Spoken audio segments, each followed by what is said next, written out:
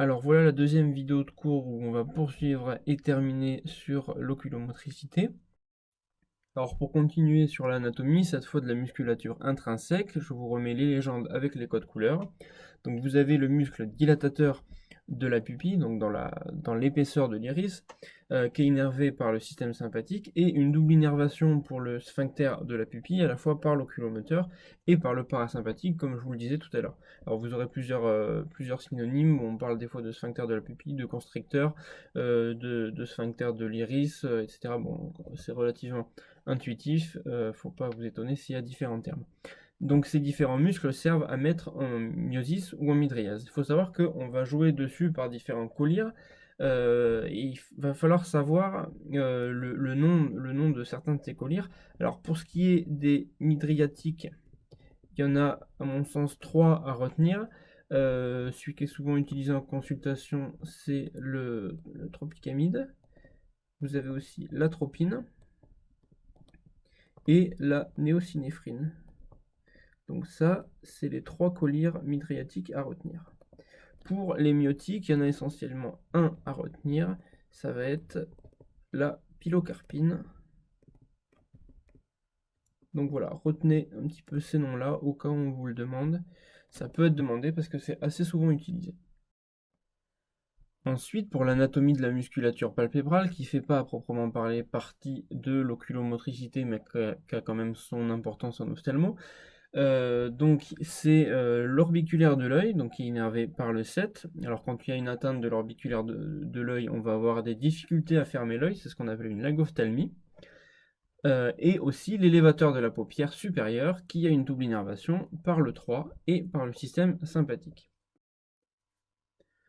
Donc pour concrétiser un peu tout ça, et parce qu'au final c'est l'essentiel et c'est ce qui va vous être demandé dans les dossiers intégrés dans les pathologies, on va voir quelques exemples de pathologies qui atteignent l'oculomotricité.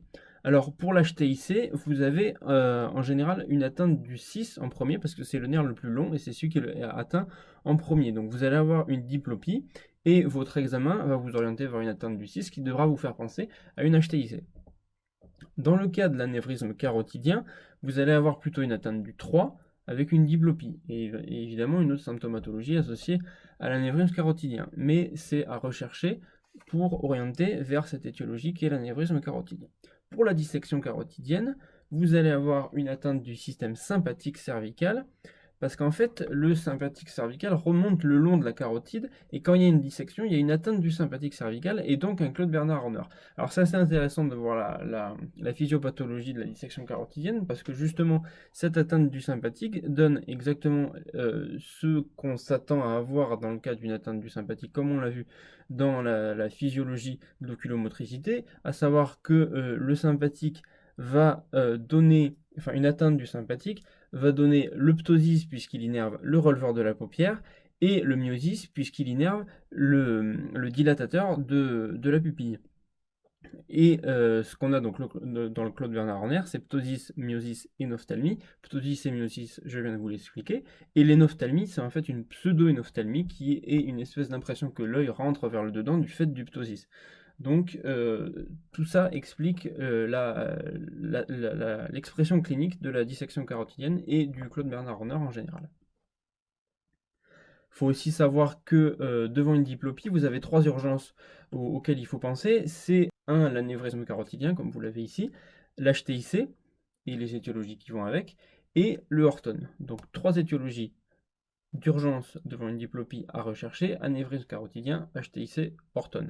Pour les explorations d'une diplopie, c'est essentiellement le test de Lancaster qui pourra vous être posé, donc c'est important de le comprendre et de savoir l'interpréter. Donc un test de Lancaster normal ici, avec l'œil gauche à gauche, l'œil droite à droite, donc pas confondre avec les imageries où c'est l'inverse. Le mieux c'est d'imaginer que c'est vos yeux, comme si c'était vos yeux, donc comme ça c'est plus facile à interpréter. Donc là, vous en avez un qui est pathologique. Ce qu'on va regarder en premier, c'est là où le champ d'action des muscles, qui est visualisé par l'espèce de quadrillage rouge, est le plus étroit. Donc là, vous voyez que c'est à gauche, où vous avez là un rétrécissement. Donc de quel côté? En temporal, donc dans la latéralité du regard. Donc il y a un problème d'abduction du regard à gauche, donc c'est une atteinte du 6 de l'abducens gauche. Et là, ce que vous voyez de l'autre côté à droite, c'est que vous avez une compensation contralatérale qui, avec un élargissement du champ d'action dans là où de l'autre côté c'est rétréci. Donc là, dans ce cas-là, vous avez, encore une fois, on regarde de façon systématique, là où le champ d'action est le plus rétréci, c'est encore une fois à gauche, avec un rétrécissement en haut et en dehors. Donc c'est une atteinte non pas de l'oblique sup, mais de l'oblique inf, comme on disait tout à l'heure. Et de la même manière, vous avez une compensation contralatérale avec un élargissement du champ d'action en haut et en dedans de l'œil droit.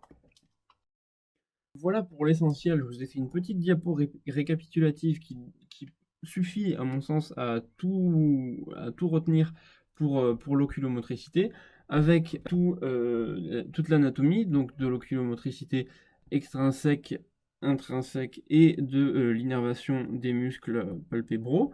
Vous avez les champs d'action des différents muscles ici, et donc ici vous avez le Lancaster avec donc savoir interpréter le Lancaster et évidemment les différents nerfs et muscles que vous avez. Donc là, vous avez à peu près tout.